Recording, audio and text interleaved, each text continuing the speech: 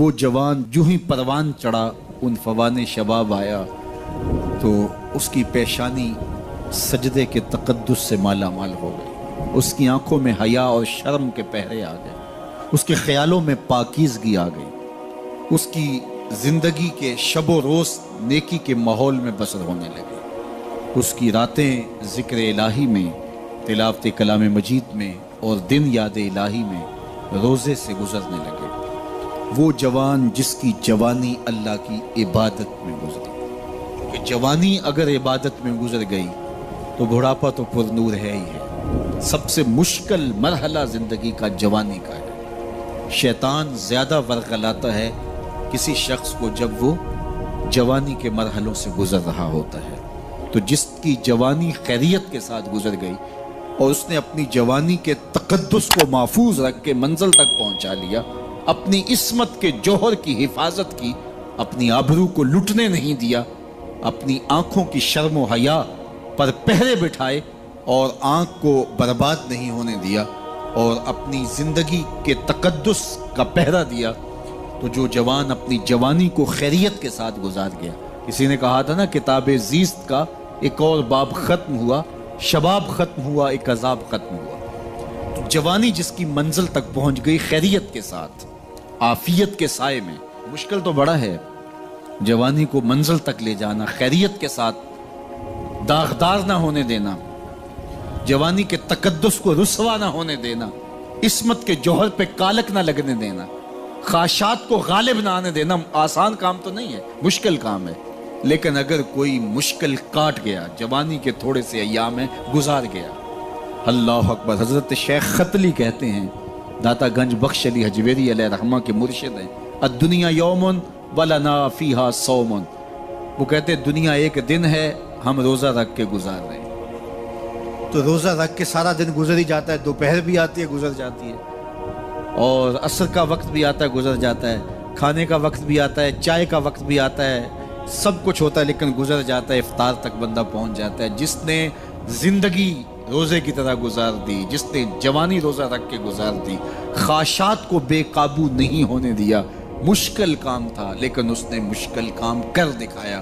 اجر کتنا بڑا ہے، سنیے اللہ کے محبوب کی زبان سے سنیے۔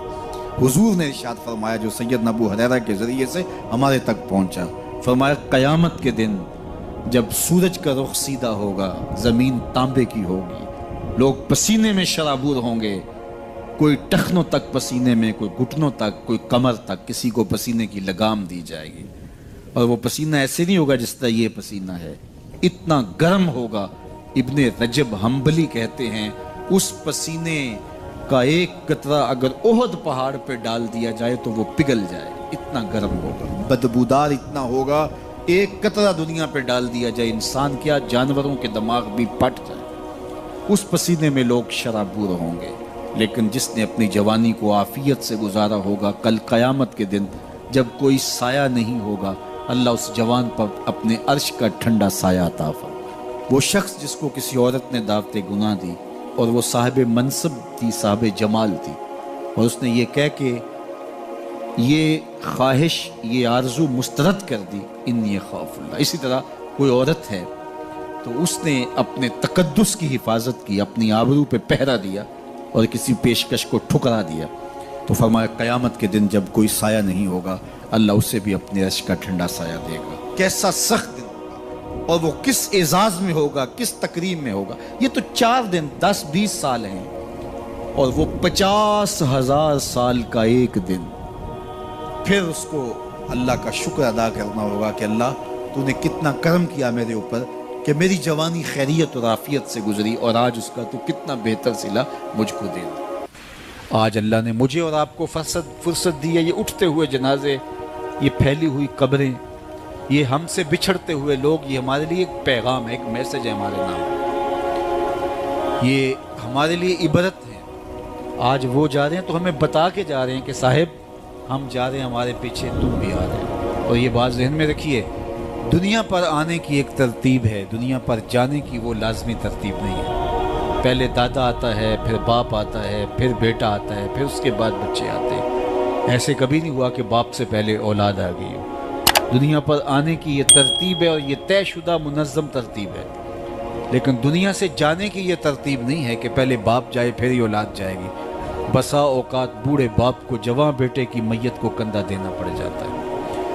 تو یہ دنیا سے کب کوئی جا سکتا ہے مجھے اور آپ کو نہیں پتہ، یہ امر مخفی رکھا گیا ہے اس لیے تاکہ ہم ہر لحظہ موت کے لیے تیار رہیں۔ موت کے لیے تیاری یہی ہے کہ ہم توبہ کی دہلیز پہ کھڑے رہیں، اپنے مالک کے حضور رجوع کرتے رہیں، اچھے اعمال کا ذخیرہ کریں، اور کسی کے حق ہمارے ذمے پر نہ ہو کہ ہم قیامت کے دن جو ہے وہ پچھتائیں۔ کسی نے اگر کسی کا حق غصب کیا صرف 3 پیسوں کے عوض کے اندر، قیامت کے اندر یہ کرنسی تو ہمارے ساتھ ہوگی نہیں، یہ تو ہم یہیں چھوڑ دیں گے، یہ مال، یہ دولت، یہ بینک بیلنس یہیں چھوڑ کے چلے جائیں گے، یہ تو کفن بھی میلا نہیں ہونے دیں گے کہ بانٹ لیں گے۔ جاندی واری ڈرونا بنے ہوتے ہاتھ نہ لاندے ڈر دے، جنہ لئی تو پاپ کمائے اج کتھے نہیں تیرے کر دے۔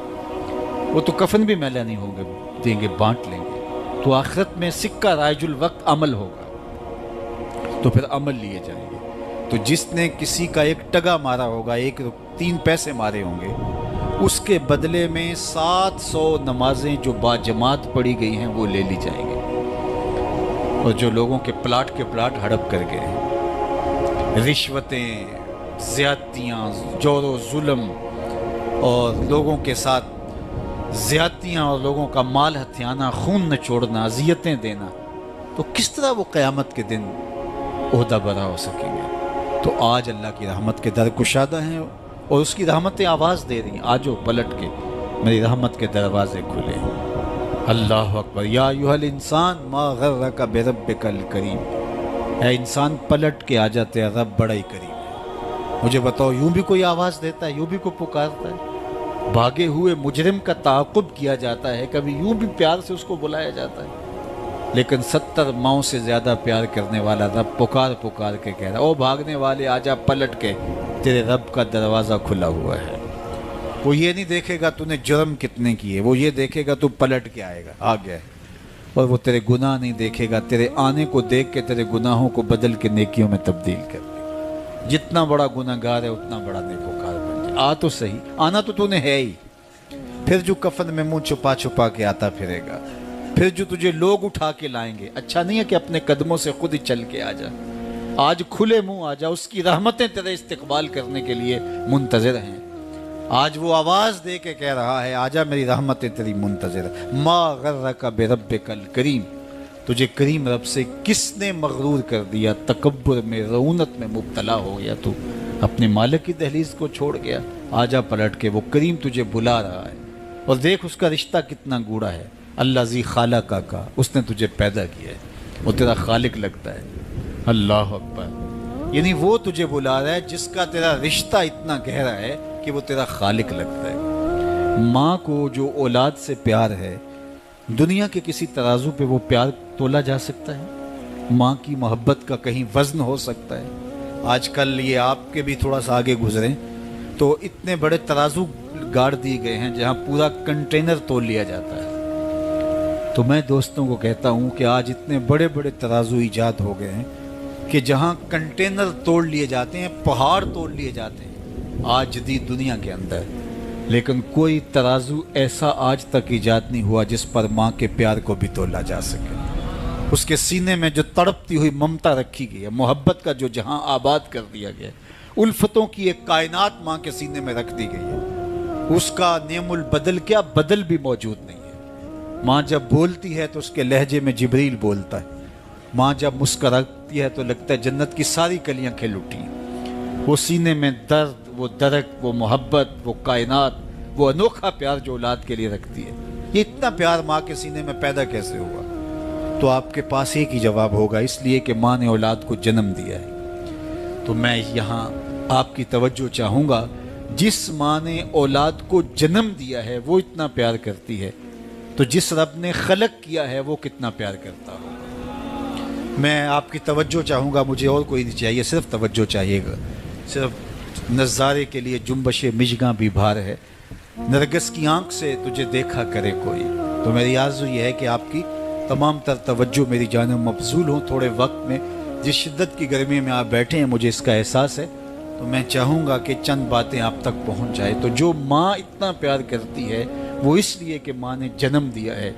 تو جس نے جنم دیا ہے وہ اتنا پیار کرتی ہے, تو جس رب نے خلق کیا ہے وہ کتنا پیار.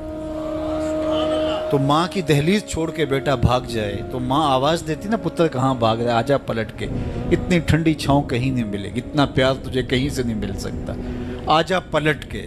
مائیں تو مائیں ہوتی ہیں اور اولاد کے لیے ان کے سینے میں جو تڑپتی ہوئی ممتا ہوتی ہے اور پیار کا جو ایک آباد جہاں ہوتا ہے وہ ایک الگ ہی کائنات ہے, وہ ایک الگ ہی جہاں ہے. وہ کہتے ہیں نا کہ کسی نے کہا کہ میں تو تیرے سے تب راضی ہوں گی کہ تو اپنی ماں کا کلیجہ نکال کے لائے گا. تو وہ بدمست عاشق اپنی ماں کی آرزو, اپنی محبوبہ کی آرزو کو پورا کرنے کے لیے اس عمل سے بھی گزر گیا اور ماں کا کلیجہ چیرا اور تشتری میں رکھ کے اپنی محبوبہ کے لیے اس کا کلیجہ لا رہا تھا. تو راستے میں ٹھوکر لگی تو ماں کے کلیجے سے آواز آئی کہ پتر سٹ تو نہیں لگی.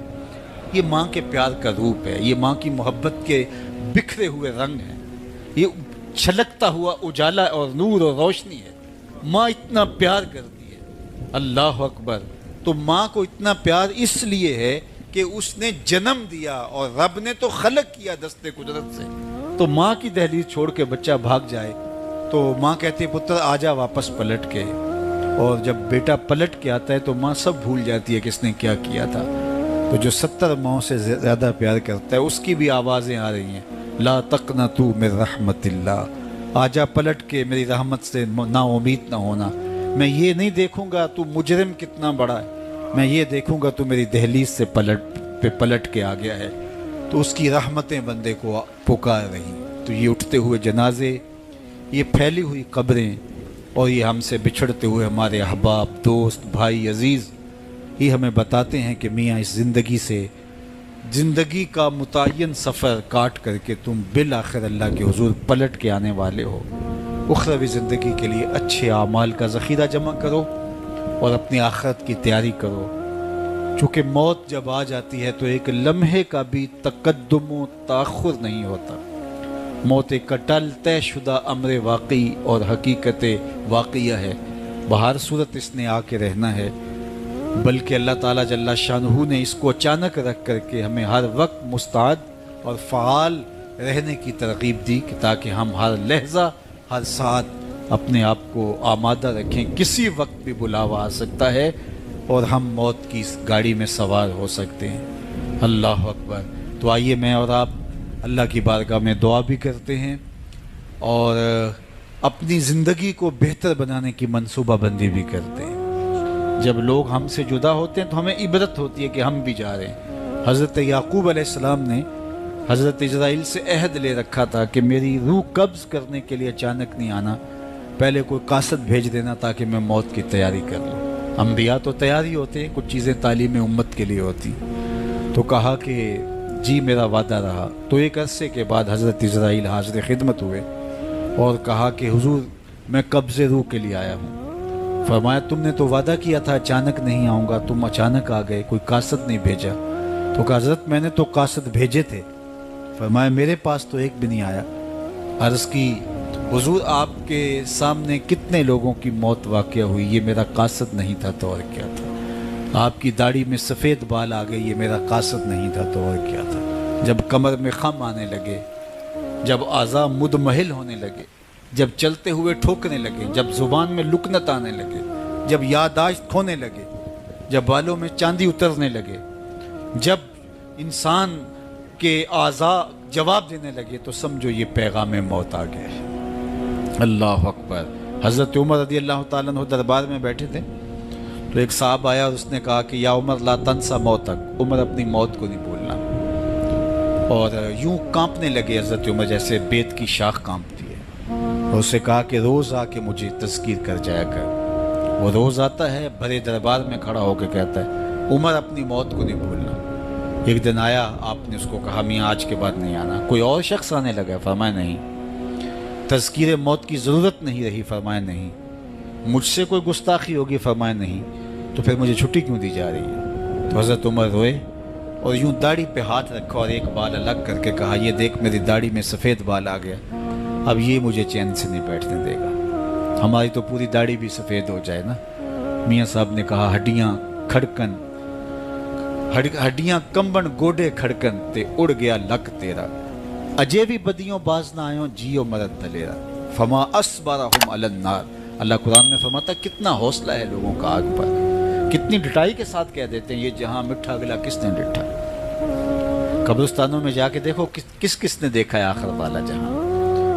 حضرت سیدنا غوث اعظم الشیخ عبد القادر الجیلانی علیہ رحمہ و رضوان فرماتے جاؤ قبرستانوں میں جا کر دیکھو کیسے کیسے حسینوں کی مٹی خراب ہو رہی ہے. جو بدن پہ چٹکی مٹی نہیں پڑنے دیتے تھے آج ان کے کفن بھی تار تار ہو گئے. خیر کنے فلاں و غنیمت شمار عمر زاں بیشتر کے بانگ برائت کے فلاں نماز. تو نے بھی چلے جانا ہے، یہاں بیٹھ نہیں رہنا. یہ اٹھتے ہوئے جنازے تجھے عبرت دیتے ہیں. یہ پھیلی ہوئی قبریں تمہیں بتاتی ہیں کہ میاں تم بھی اسی مٹی کا رزق بننے والے ہو. تم ہی یہی چادر اوڑھ کے سونے والے ہو. تم دو لباس کے دو کپڑوں کے اندر، دو سفید چادروں کے اندر ملبو. کہاں گئی وہ پوشاکیں، کہاں گئے وہ برانڈ، کہاں گئے وہ تمہارے قیمتی بیڈ، اور کہاں گئے اے سی لگے ماحول سے آراستہ کمرے. امیر ہے یا غریب ہے وہ 2 گز زمین اور وہی مٹی کا اوڑھنا، مٹی کا بچھونا، وہی 2 گز کفن، وہی کل کائنات. اور وہاں جو کیے ہوئے عمل ہیں وہی سکہ رائج الوقت ہوگا. تو قبل اس سے کہ وہ وقت آ جائے اور پھر ہاتھ ملے. فلاں چیخ کے کہتا تھا مجھے اس کی بات سن لینی چاہیے تھی. فلاں پکار کے کہتا تھا اس کی آواز پہ کان دھرنا چاہیے تھا. فلاں اٹھتا ہوا جنازہ مجھے عبرت دے دیتا. فلاں بندے نے مجھے یہ کہا تھا اس کی بات پہ کاش میں عمل کر لیا ہوتا. لیکن اس دن پچھتاوے سے کیا ہوگا؟ آج کا پچھتاوا کل کی بہتری کا ضامن ہو سکتا ہے. آج کا پچھتاوا زندگی بدل ہو سکتا ہے. آج کا پچھتاوا توبہ کا سبب و ذریعہ ہو سکتا ہے. آج کا پچھتاوا دل کے میل اتار سکتا ہے. اور کل کا پچھتاوا سوائے حسرت بڑھانے کے، سوائے دکھ بڑھانے کے، سوائے تکلیف میں اضافے کے اور کچھ نہیں ہوگا. اس لیے میں اور آپ اپنی زندگی کی منصوبہ بندی کریں. مجھے پتہ ہے میں کہاں کھڑا ہوں اور آپ کو بھی پتہ ہے کہ ہم کہاں کھڑے ہیں. آپ مجھے اچھا سمجھتے ہیں، یہ آپ کی مہربانی، لیکن مجھے تو پتہ ہے کہ اچھا ہوں یا نہیں. میں آپ کو اچھا سمجھتا ہوں لیکن آپ کو تو پتہ ہے کہ آپ کہاں کھڑے ہیں. اس لیے اپنے ضمیر میں جھانک کر کے دیکھیے، اپنے من میں اتر کر کے دیکھیے، اپنا محاسبہ کیجئے، اپنے اعمال کا تجزیہ کیجئے. جو نیکیاں کی ہیں اور جو برائیاں کی ہیں ان کا اندازہ کیجئے. جو برائیاں کی ہیں وہ تو کنفرم برائیاں ہیں، اور جو نیکیاں کی ہیں ذرا دیکھیے وہ نیکیاں ہیں یا ریا کے لیے کی ہیں، دکھلاوے کے لیے کی ہیں. نیکیاں کسی کو دکھلانے کے لیے کی ہیں. کس مقصد کے لیے نیکیاں کی ہیں؟ تھوڑی سی ریا بھی شرک بتائی گئی ہے. ساری محنت کہیں ضائع تو نہیں چلی گئی. ہمارے پاس ہے کیا؟ ہمارے دامن میں گناہ ہے تو لتھڑے بڑے ہم. سویر سے لے کر شام تک، چغلی غیبت سے لے کے بدکاریوں تک، نگاہوں کی بدکاریوں سے لے کر کے سوچوں کی بدکاریوں تک ہم کہاں پڑے رہتے ہیں. اور دوسری جانب ہمارے پلے میں نیکیاں کتنی ہیں ہمیں سارا پتہ ہے. ایک تو نامہ اعمال قیامت کے دن تولا جائے گا. ہم خود اپنے ضمیر کی عدالت میں ترازو گاڑ کے تولے. حضرت عمر فرمایا کرتے تھے حاسبو قبل ان تحاسبو. اس سے قبل کہ تمہارا حساب کیا جائے تم اپنا حساب پہلے ہی خود کر لو. کبھی آپ عمرے پہ جاتے ہیں یا بیرون ملک سفر کرتے ہیں تو وہاں سامان باندھ کر کے پہلے تول رہے ہوتے ہیں کہ ایئرپورٹ پہ پریشانی نہ ہو. حالانکہ ایئرپورٹ پہ اگر 2-4 کلو سامان بڑھ بھی گیا تو کوئی بات نہیں، 4 ریال دے کے آپ سامان لا سکتے ہیں. لیکن اس کے باوجود آپ وہاں کسی سے ترازو مانگ کے بار بار اپنے پیس تول رہے ہوتے ہیں کہ جناب ایئرپورٹ پہ جا کے پریشانی نہ ہو. تو اس دنیا پر بھی اعمال تول لو، کہیں نزاع کے وقت پریشانی نہ ہو، کہ حشر کے وقت جب اعمال تلنے لگے تو وہاں پریشانی نہ ہو. تو یہ تھوڑا سا وقت ہے، یہ زندگی مختصر ہے اور ہم تیزی کے ساتھ موت کی طرف بڑھ رہے ہیں. حضرت سیدنا علی المرتضیٰ رضی اللہ تعالیٰ عنہ فرماتے ہیں یہ تمہاری سانسیں جو ہیں یہ موت کی طرف اٹھتے ہوئے قدم ہیں. تم سمجھتے ہو ہم بڑے ہو رہے ہیں لیکن حقیقت میں تم چھوٹے ہو رہے ہو. چونکہ گنتی جب الٹی شروع ہو جائے تو کام جلدی 0 پر پہنچتا ہے. کبھی آپ اشارے پہ رکے ہوں تو 60 سے نیچے آ رہی ہو یا 70 سے یا 120 سے تو کام تو 0 پہ آ جاتا ہے، اور جب کام 0 پہ آ جاتا ہے تو پھر لال بتی جل جاتی ہے. اللہ اکبر. تو یہ تیزی کے ساتھ زندگی گزر رہی ہے اور ہم کوئی 60 سے نیچے آ رہا ہے، کوئی 55 سے نیچے آ رہا ہے، کوئی 50 سے نیچے آ رہا ہے، اور جب 0 تک آ جائیں کہ پھر اس سے آگے تو کچھ بھی نہیں ہے. ایک روایت میں آتا ہے ان اللہ یحب الشاب التائب اللہ تعالیٰ توبہ کرنے والے جوان کو پسند کرتا ہے، اس سے محبت کرتا ہے، تو وہ محبوب بارگاہ ہو جاتا ہے جو جوانی میں اللہ جل شانہ کے حضور رجوع کرتا ہے۔ یہاں کسی نے کہا تھا در جوانی توبہ کردن شیوائے پیغمبری، وقت پیری گرگ ظالم می شود پرہیزگار۔ جوانی میں توبہ کرنا پیغمبروں کا شیوا ہے۔ جب بوڑھا ہو جائے، دانت ٹوٹ جائیں، پنجوں میں زور نہ رہے، تو بھیڑیا شکار چھوڑ کر کے شریف بن کے بیٹھ جائے، تو یہ تو اس کی مجبوری ہے۔ جوانی میں توبہ کرنا جب قوا مضبوط ہوں، جب شباب کی جولانیاں ہوں، جب آرزویں جواں ہوں، جب خواہشیں پگلی ہوں، اور پھر اس کے باوجود اپنی خواہشات کو کنٹرول میں رکھنا، اپنی آرزوؤں کو لگام ڈال دینا اور اپنی تمناؤں کو حصار میں رکھنا اور اللہ سے ڈر کے گناہوں کو چھوڑنا اور اس کے حضور سجدہ ریزیاں، اس کے حضور خشوع و خضوع کے ساتھ زندگی کے لمحات بسر کرنا، یہ خوش نصیب لوگوں کا مقسوم ہوتا ہے۔ تو وہ جوان جس کی جوانی یاد الہی میں گزری، جس کی جوانی ذکر الہی میں گزری، مصلی پہ گزری، تہجد کے لمحات میں وہ اٹھ کے اللہ کے حضور دعائیں کرتا رہا، التجائیں کرتا رہا، وہ جوان قیامت کے کڑکتے اس ماحول میں اللہ کے عرش کے ٹھنڈے سائے تلے ہوگا۔ تیسرا شخص جس کو اللہ تعالیٰ قیامت کے دن اپنے عرش کا ٹھنڈا سایہ عطا کرے گا، وَرَجُلٌ قَلْبُهُ مُعَلَّقٌ بِالْمَسَاجِدِ، وہ شخص جس کا دل مسجد کے ساتھ جڑا ہوا ہے، مسجد کے ساتھ لٹکا ہوا ہے، مسجد کی ملازمت، مسجد کی حاضری، مسجد کی صفائی، مسجد کی ستھرائی، مسجد کی پاکیزگی کے لیے کوشش، مسجد کی تعمیر، مسجد کی تزئین اور مسجد کی آبادی کے لیے دن رات کوشاں رہا، ایک نماز کے بعد دوسری نماز کا انتظار کرتا ہے، تو یہ خوش نصیب وہ ہے جس کا دل جڑا ہوا ہے مسجد کے ساتھ۔ ایک جلیل القدر نام آپ نے سنا ہے، اور وہ ہے ربیع بن خثیم رضی اللہ تعالیٰ عنہ۔ انہیں حمامت المسجد کہا جاتا تھا، مسجد کا کبوتر۔ تو یہ کہا کرتے تھے اس قدر مسجد میں رہتے تو کہتے مجھے اچھا لگتا ہے کہ میں اللہ کے گھر میں رہوں۔ تو یہ فرمایا کرتے تھے کہ جس دن اذان ہو اور مجھے مسجد میں نہ پاؤ تو سمجھ لینا کہ میرا انتقال ہو گیا۔ یہ ہو نہیں سکتا کہ ندائے نماز ہو، اذان پکاری جائے اور مجھے آپ مسجد میں نہ دیکھو۔ تو مسجد کی حاضری یہ ان کا شعار حیات تھا، اس لیے ان کو حمامت المسجد، مسجد کا کبوتر کہا گیا۔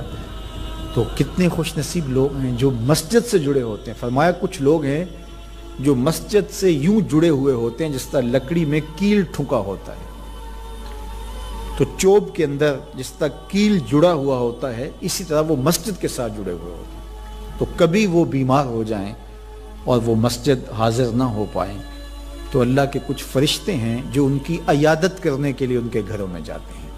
یہ خوش نصیب لوگ ہیں جو مسجد کے ساتھ اپنے آپ کو وابستہ رکھتے ہیں۔ فرمایا انما یامر مساجد اللہ، اللہ کی مسجدوں کو بس وہی لوگ آباد کرتے ہیں من آمن باللہ والیوم الآخر، جو اللہ پر ایمان رکھتے ہیں اور پچھلے دن پر ایمان رکھتے ہیں۔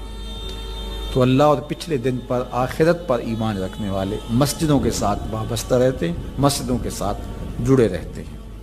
اور آقا کریم علیہ السلام نے مسجد کی تعمیر کی فضیلت بیان کرتے ہوئے ارشاد فرمایا من بنا مسجدن یبتغی بہ وجہ اللہ، جس نے اللہ کی رضا کے لیے مسجد تعمیر کی، نام و نمود کے لیے نہیں، کسی اور غرض کے لیے نہیں، اللہ کی رضا جوئی کے لیے مسجد کی تعمیر کی، بن اللہ لہ مثلہ فی الجنہ، اللہ اس کے لیے جنت میں گھر بنائے گا۔ تو یہ بلکہ پوری مسجد بھی نہیں، آدھی اینٹ کے برابر بھی اگر کسی نے مسجد کی تعمیر میں حصہ ڈالا تو ایک جانور کے گھونسلے کے برابر بھی کسی نے مسجد کی تعمیر کی تو اس کے لیے بھی یہ فضیلت بتائی گئی کہ جنت میں اس کو محل دیا جائے گا، قصر دیا جائے گا۔ تو یہ اللہ کے پاکیزہ گھر ہیں، مساجد بیت اللہ کی بیٹیاں ہیں، کعبۃ اللہ کی بیٹیاں ہیں، یہ اللہ کے پاکیزہ گھر ہیں، خیر الاماکن، بہترین جگہیں اس کائنات میں اللہ کے گھر مسجدیں، اور بدترین جگہیں بازار بتائی گئے اور حکم دیا گیا ہے کہ بازار میں دیر سے جاؤ جلدی واپس آ جاؤ، اور مسجد میں جلدی آؤ دیر سے واپس جاؤ۔ تمہارے جو لمحے اللہ کے گھر میں گزریں گے وہ عبادت میں گزریں گے، وہ ذکر و فکر میں گزریں گے۔ تمہارے اٹھنے والے وہ قدم جو مسجد کی طرف اٹھتے ہیں وہ قیامت کے دن ظلمت سے نجات کے ضامن ہوں گے، وہ چراغ بن کے تمہاری زندگی، آخرت کی زندگی کے اندر چراغاں کر دیں گے۔ تمہیں جنت کی طرف لے جانے والے وہ قدم ہیں جو مسجد کی طرف اٹھتے ہیں، مسجد کی طرف بڑھتے ہیں۔ تو اللہ کے پاکیزہ گھروں کی طرف ہمارا رب، ہمارے قلب کا تعلق، ہماری محبت کا رشتہ، یہ ہمارے دین کا تقاضا ہے۔ اللہ اور پچھلے دن پر، آخرت پر مضبوط عقیدہ مسجد سے ہمیں جوڑتا ہے۔ کبھی کسی مجبوری کی وجہ سے مسجد جانے سے قاصر ہوں، بیمار پڑ گئے ہیں، مسجد نہیں جا سکتے، یا حالات ایسے ہیں جس طرح آج کل کے حالات ہیں کہ مسجد میں جانا کسی وجہ سے موقوف ہو گیا، تو مومن اس پر خوشی محسوس نہیں کرے گا۔ وہ بیماری کی وجہ سے یا کسی اور سبب سے مسجد نہیں جا پا رہا تو اس کا اندر بے چین ہوگا، اور وہ دعائیں کرے گا، مالک وہ لمحے آئیں کہ تیرے پاکیزہ گھر میں میری حاضری ہو، تیرے دربار میں حاضر ہوں، تیری چوکھٹ پہ جا کے سلامی پیش کروں، میری پیشانی تیرے حضور مسجد کے فرش کو چھوئے اور تیری بندگی کے ترانے گائے۔ تو وہ یہ آرزو کرے گا، اگرچہ شریعت اس کو رخصت بھی دیتی ہو لیکن پھر بھی اس کی تمنا تو ہوگی۔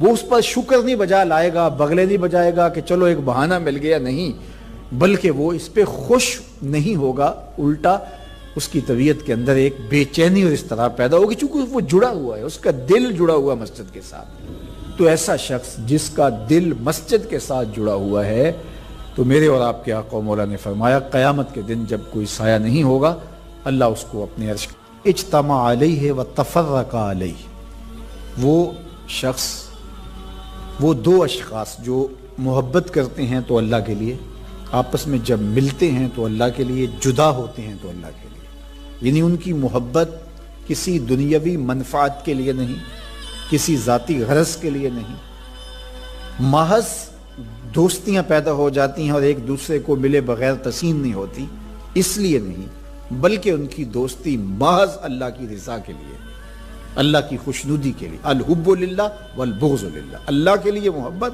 اور جب بغض کسی سے ہے، دشمنی کسی سے ہے، تو وہ بھی اللہ کے لیے۔ جس میں تنہائی میں اللہ کا ذکر کیا، اللہ کو یاد کرنے بیٹھ گیا، کوئی دیکھنے والا نہیں تھا، وہ تنہا تھا، حجرے میں تھا، اپنے بند کمرے میں تھا، اپنے رب کو یاد کیا، اللہ کی یاد کرتے کرتے اس کی آنکھوں سے آنسو ٹپکنے لگے، اس کی آنکھیں آنسوؤں کا خراج دینے لگی۔ تو میرے اور آپ کے آقا و مولا نے فرمایا کہ یہ آنسو اتنے قیمتی ہیں، ان آنسوؤں کے بدلے میں قیامت کے دن اسے عرش الہی کا سایہ نصیب ہوگا، عرش الہی کا سایہ اسے نصیب ہوگا ان آنسوؤں کے بدلے میں۔ رومی علیہ رحمہ فرماتے ہیں جہاں پانی گرتا ہے وہاں سبزہ اگتا ہے، جہاں آنسو گرتے ہیں وہاں رحمت اترتی ہے۔ تو اس لیے جو اللہ کی یاد میں رونے کا لطف ہے اور اللہ کی یاد میں آنسو بہانے کا اجر اور صلہ رکھا گیا ہے، یہ گناہوں کو دھو ڈالتا ہے، یہ اندر کی صفائی اور ستھرائی کا سبب اور ذریعہ ہے۔ میرے اور آپ کے آقا و مولا نے فرمایا راتوں کی تنہائیوں میں اٹھ کے قرآن پڑھا کرو اور قرآن پڑھتے ہوئے رویا کرو۔ پھر فرمایا فَإِن لَمْ تَبْكُوا فَتَبَاكُوا، اگر رونا نہ آئے تو رونے کی کوشش کیا کرو۔ حضرت داتا گنج بخش علی حجویری سے ایک مرید نے کہا حضرت اگر رونے کی کوشش کریں پھر بھی رونا نہ آئے، فرمایا پھر اپنے مقدر پہ رویا کرو۔ تم اتنے سنگ دل ہو گئے ہو کہ تمہاری آنکھیں آنسوں کا خراج نہیں دیتی۔ جو رونا نہیں جانتا وہ اللہ کی رحمتوں کو اور اللہ کی کرم نوازیوں کو کیسے سمیٹ پائے گا؟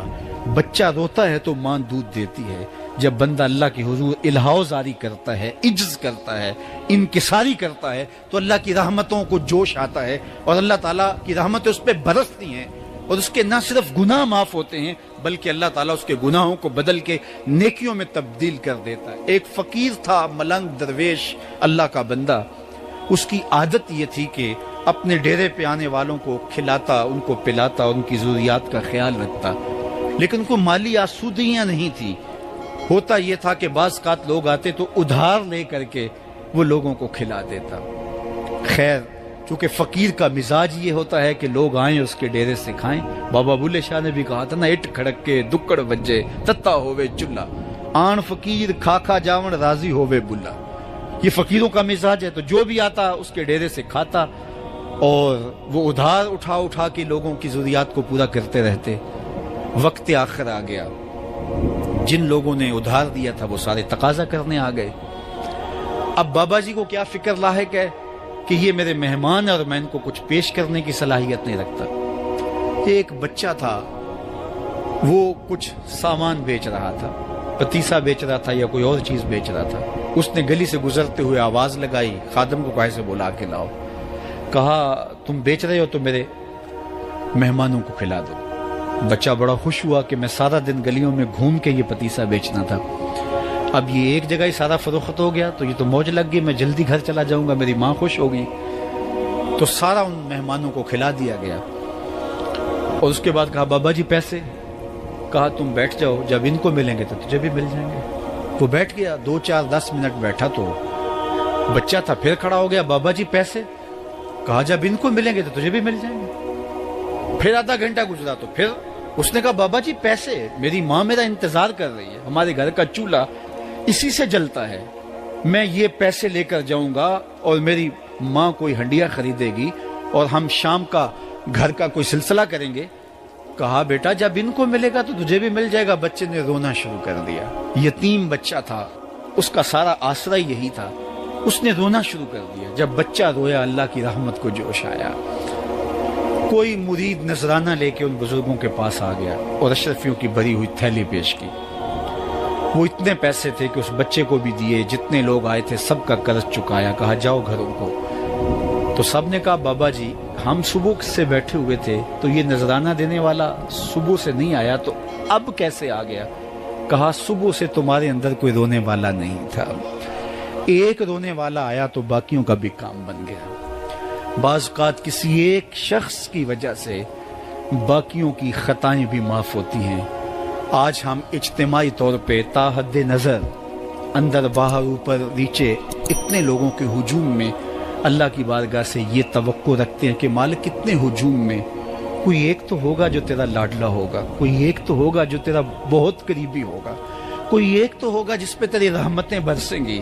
تو مالک اس کے صدقے سے ہماری خطائیں بھی معاف کر دے، ہمارے گناہ بھی معاف کر دے۔ کوئی ایک رونے والی آنکھ مل گئی تو باقیوں کا بھی کام بن جائے گا۔ اٹھ فریدا ستیا تے میلہ ویکھن جا، وت کوئی بخشیا مل جاوے تے تو ہی بخشیا جا۔ میرے مالک ہم سب کی خطائیں معاف کر دے، ہم سب سے درگزر فرما اور ہم سب کے باطن کو ستھرائیاں دے دے، ہمارے اندر کو پاکیزگیاں دے دے۔ بہت وقت میں نے اور آپ نے صاحب گزار لیا، تیزی کے ساتھ زندگی بیت رہی ہے۔ میں اگر اپنے آپ کو دیکھوں تو میری زندگی کتنی بہاریں کاٹ چکی ہے۔ اگر آپ اپنے آپ کو دیکھیں، کوئی 60 سال، کوئی 20 سال، کوئی 25 سال، زندگی تیزی کے ساتھ گزر رہی ہے۔ بندہ جب سوچتا ہے کہ میں 40 سال کا ہو گیا ہوں تو آگے میری زندگی کے اگر 30 سال بھی ہیں تو 30 سال تو کافی ہیں، لیکن وہ پیچھے اگر پلٹ کے دیکھے تو 40 سال یوں گزر گئے جس طرح چٹکی بجائی جاتی ہے۔ جب چٹکی بجانے کے وقت میں 40 سال گزر گئے محسوس ہوتے ہیں، تو جو باقی 30 سال اگر ہوئے بھی وہ تو گمان ہے میرا، وہ تو گمان ہے آپ کا، ہمیں تو ایک سانس کا بھی نہیں پتا۔ پوچھا گیا زندگی اور موت کے بارے میں کیا خیال ہے؟ کہا فجر پڑی ہے، پتہ نہیں ظہر پڑھ سکیں گے یا کہ نہیں۔ کہا اتنی لمبی امیدیں لگائے بیٹھے ہو، کہا ظہر پڑی ہے، پتہ نہیں عصر پڑھنے کا موقع نصیب ہوتا ہے کہ نہیں۔ کہا یہ بھی طول عمل ہے۔ ایک بولا عصر پڑی ہے، پتہ نہیں مغرب پڑھ سکیں گے یا کہ نہیں۔ کسی نے کہا ایک رکعت پڑی ہے، پتہ نہیں دوسری رکعت بھی پڑھنا نصیب ہوتی ہے یا نہیں۔ کہا یہ سب تمہارے منہوں کی باتیں ہیں، میں تو کہتا ہوں ایک طرف سلام پھیرا ہے، پتہ نہیں دوسری طرف سلام بھی پھیر سکیں گے یا کہ نہیں۔ کیا موت اتنی قریب نہیں ہے؟ ہم نے اپنی آنکھوں کے سامنے لوگوں کو جدا ہوتے یوں نہیں دیکھا ہے؟ ہم کہتے ہیں اس کی خبر سنا رہے ہو موت کی، یہ تو میں نے ابھی سبزی والی دکان پہ دیکھا تھا، لیکن جب موت آتی ہے تو ایک لمحے کا تقدم اور تاخر نہیں ہوتا. تو صاحب آئیے اپنی زندگی کو اللہ اور اس کے رسول کی راہوں پہ ڈالے. آج وقت ہے, آج موقع ہے, آج توبہ کا دروازہ کھلا ہے, کل سب کچھ نہیں ہوگا. آج اس کی رحمتیں آواز دے رہی ہیں. آج وقت ہے, وقت پر کافی ہے ایک قطرہ بھی آب خوش ہنگام کا. جل گیا جب کھیت برسا می تو پھر کس کام کا. اب آئیے سنیے, اس کائنات کے اندر ہمیں وہ خواتین ملیں گی جو پردے کے پیچھے تھی, لیکن پردے کے سامنے ماں نہیں آئی, عبد القادر جیلانی آئے. ماں پردے کے پیچھے تھی, پردے کے سامنے فرید الدین گنج شکر آئے. ماں پردے کے پیچھے تھی, مہر و ماں نے بھی آنچل نہیں دیکھا, لیکن پردے کے سامنے کربلا میں حسین ابن علی آئے. تو یہ پردے کے سامنے آئے, وہ پردے کے پیچھے تھی. تو جب مائیں پردے کے پیچھے ہوں تو پھر بیٹے جو ہیں وہ پردے کے سامنے آ کے وہ نقش ثبت کرتے ہیں کہ جو لوگوں کے زندگی کے نقوش کو جو ہے وہ اجال دیتے ہیں اور تقدیر بدل دیتے ہیں. تو اس لیے ماؤں کی ذمہ داریاں گھر سنبھالنا ہے.